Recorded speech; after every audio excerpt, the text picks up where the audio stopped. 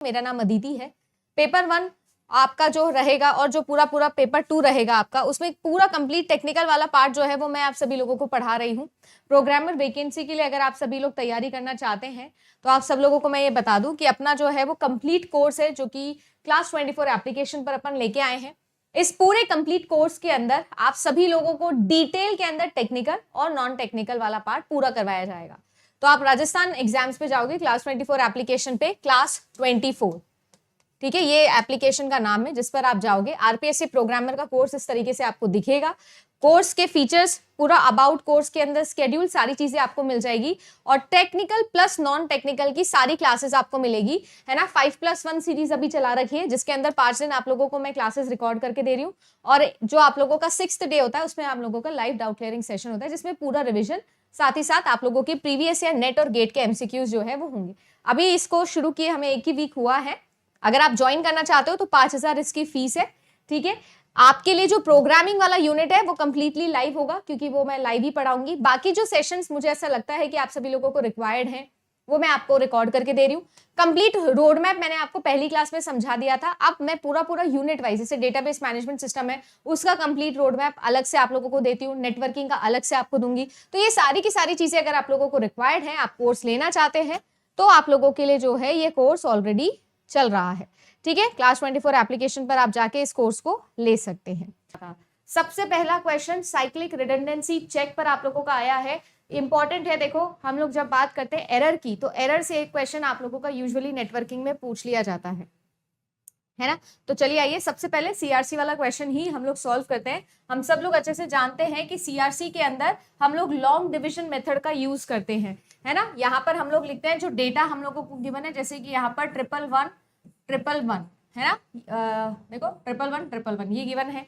इसके अलावा जो भी हमारा डिवाइजर होता है, ठीक है, या तो वो हम लोगों को डायरेक्टली बाइनरी फॉर्म में गिवन होता है, नहीं तो हम लोगों को इक्वेशन में गिवन होता है। तो इक्वेशन में हम लोग डिग्री वाइज लिख देते हैं, जैसे फॉर एग्जांपल अगर x² + x सिर्फ इतना गिवन है तो हम लोगों को पता है कि ये जो है ये 1 हो जाएगा, ये जो है ये भी 1 हो जाएगा और x की पावर 0 नहीं है तो ये हो जाएगा। तो ये आप लोगों का क्या हो जाएगा, आप लोगों का डिवाइजर हो जाएगा, ठीक है। अगर इक्वेशन गिवन हो तो इक्वेशन में हम लोगों को जो हमारा वेरिएबल है उसके कोफिशिएंट्स लेने होते हैं और यहाँ पर जो है अगर नहीं गिवन है तो डायरेक्टली एज इट इज हम लोग लिख सकते हैं, कोई टेंशन वाली बात नहीं है, ठीक है ना। आगे अगर मैं बात करूं तो हमारे पास में यहाँ पर हम लोगों को रिडंडेंट बिट्स को ऐड करना होता है।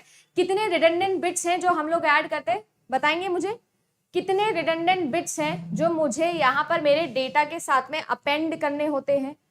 मैम आपका जो भी डिवाइजर होता है -1, ठीक है ना। ये सब करने के बाद और हम इनिशियली इनको 0 लेते हैं और फिर हमारे पास में जो भी रिमाइंडर आता है, जैसे कि इस केस में हम लोगों को रिमाइंडर गिवन है, उस रिमाइंडर को हम लोग क्या कर लेते हैं, यहाँ पर हमारे लास्ट के ये जो रिडंडेंट बिट्स है इनके साथ रिप्लेस कर देते हैं।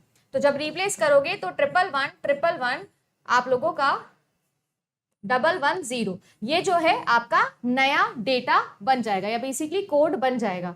तो यही एग्जामिनेशन में पूछा हुआ था 111 यानी कि ऑप्शन नंबर 3 आपका सही आंसर होना चाहिए था।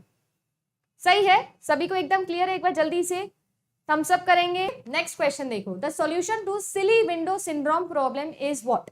देखो ये क्वेश्चन जो है, कुछ ऐसे क्वेश्चंस होते हैं आपके नेटवर्किंग के अंदर जो आउट ऑफ द बॉक्स आएंगे। सिर्फ नेटवर्किंग ही नहीं, पेपर आप लोगों का जो रहता है उसमें हर जो यूनिट होती है उसके कुछ ना कुछ ऐसे टॉपिक्स आप लोगों के लिए जरूर होंगे जो एकदम आउट ऑफ द बॉक्स होते हैं, जो एकदम नए होते हैं। ये उनमें से एक क्वेश्चन है। अब इसमें से अगर हम देखें तो हम यूजुअली सिर्फ पिगी बैंकिंग पढ़ते हैं, इसके अलावा ये सारी टर्म्स हम लोगों के लिए इतनी इंपॉर्टेंट है भी नहीं।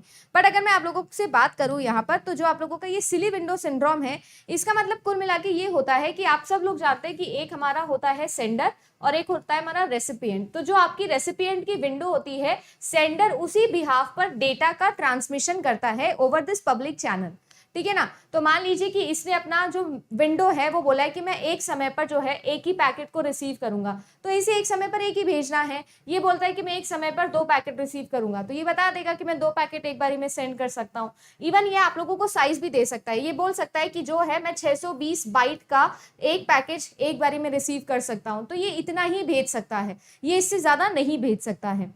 ये हम सभी लोग जानते हैं बेसिक ट्रांसमिशन जो है वो किस तरीके से होता है सेंडर और हमारे रेसिपिएंट के बीच में।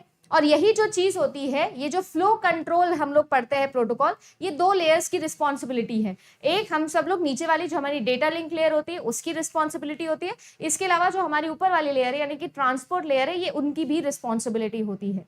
अब सीन ऐसा है, ट्रांसपोर्ट लेयर के ऊपर जाके हम लोगों की जो फ्लो कंट्रोल वाली प्रॉब्लम है उसमें क्या आ जाता है, सिली विंडो सिंड्रोम आ सकता है। सिली विंडो सिंड्रोम का मतलब ये होता है कि इमेजिन करिएगा कि जो सेंडर है वो छोटे छोटे सेगमेंट्स को सेंड कर रहा है over this channel to the recipient. तो जो आप लोगों का रेसिपिएंट है उसको क्या लगेगा, उसको ऐसा या उसके बारे में ऐसा लगेगा लोगों को कि यार इसकी जो विंडो साइज है वो छोटी है।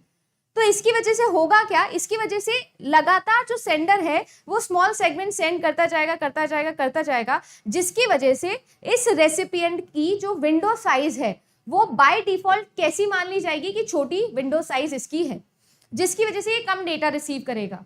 ठीक है ना, ऐसा तो है नहीं कि सिर्फ एक ही सेंडर है, मल्टीपल सेंडर हो सकते हैं। तो अब होता क्या है कि अगर मान लीजिए कि कोई सेंडर है जो क्या कर रहा है, स्मॉल डेटा सेगमेंट्स को सेंड कर रहा है, सेगमेंट टर्म यूज करते हैं ट्रांसपोर्ट लेयर पे, वही मैं यहाँ पर यूज कर रही हूँ। तो इमेजिन करिएगा कि जो रेसिपिएंट है इसकी विंडो साइज जो है लोगों को छोटी लगने लग जाएगी, है ना। तो ये जो सिंड्रोम होता है इसे हम लोग कहते हैं सिली विंडो सिंड्रोम। बहुत ही सिली सा है, नाम से ही समझ में आ रहा है। अब देखो आप लोगों का जो 2 एल्गोरिथम है, एक तो नैगल्स, एक आप लोगों का क्लार्क्स, ये दोनों की दोनों जो होती है ये इस सिंड्रोम प्रॉब्लम को के सॉल्यूशन के तौर पर यूज की जाती है। आप सिर्फ इतना इसमें याद रखिए, बाकी आपका जैकॉब्सन और पिगी बैंकिंग दोनों इसमें नहीं होती है। हाँ, पिगी बैंकिंग टर्म बहुत इंपॉर्टेंट है, कोई मुझे बता सकता है कि पिगी बैंकिंग का क्या मतलब होता है। देखिए मैम, जब हम लोग सेंडर से रेसिपिएंट तक हम क्या भेजना चाहते हैं, एक सेगमेंट को भेजना चाहते हैं। In order to send this particular segment from one point to another point in a public channel, we have to wait for this particular segment to be of MTU, maximum transferable unit के size तक होने का हम इस segment का wait करेंगे।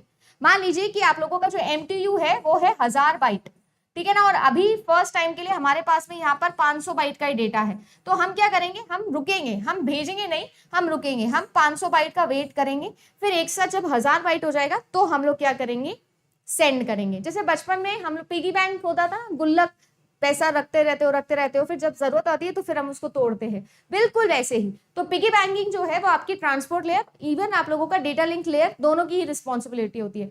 तो transport layer और डेटा लिंक लेयर बहुत सारे सिमिलर रिस्पॉन्सिबिलिटीज के साथ में आते हैं। ये आप लोगों का पिगी बैंकिंग एल्गोरिथम होता है, ठीक है ना। मैं आपसे शेयर कर दूंगी, एक बार रीडिंग भी इसकी लगा लीजिएगा। देन आता है आपका CDMA, GSM, है ना, UMTS और वाईफाई। अब ये जो है ये नेटवर्किंग का जो आप लोगों का फिजिकल लेयर है, वहां से देखिए कुछ आप लोगों का क्वेश्चन पूछा जा रहा है। हाँ, वेरी गुड मुस्कान, ये है ना ट्रांसपोर्ट लेयर और डेटा लिंक लेयर, बिल्कुल सही। आगे चले, नेक्स्ट क्वेश्चन पे आ जाइए।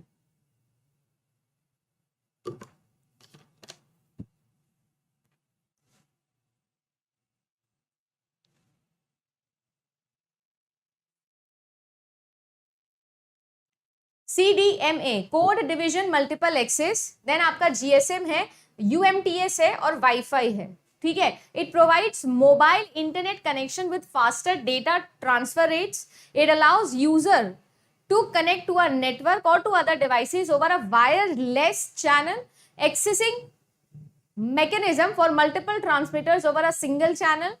It is cellular technology employed hybrid of frequency division multiple access and time division multiple access.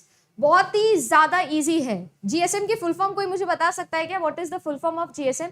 ये 2023 मार्च में आया था आपका क्वेश्चन, और बहुत ही basic, very very simple question, very very simple. WiFi लिखा है, वायरलेस फिडिलिटी, साफ साफ वायरलेस से कनेक्ट करना था, ठीक है। GSM हम सभी लोग जानते हैं, सेल्यूलर टेक्नोलॉजी आप लोगों की है, ठीक है। CDMA हम सभी लोग जानते हैं अच्छे से, हमारे पास में एक सिंगल चैनल पर अगर मल्टीपल ट्रांसमीटर लगाने हैं तो कोड वाइज हम उनको डिवाइड कर सकते हैं। और UMTS जो होता है आप लोगों का, वो मोबाइल के लिए हम लोग यूज करते हैं कि मोबाइल में हम लोग बेटर ट्रांसमिशन, फास्टर ट्रांसमिशन दे सके,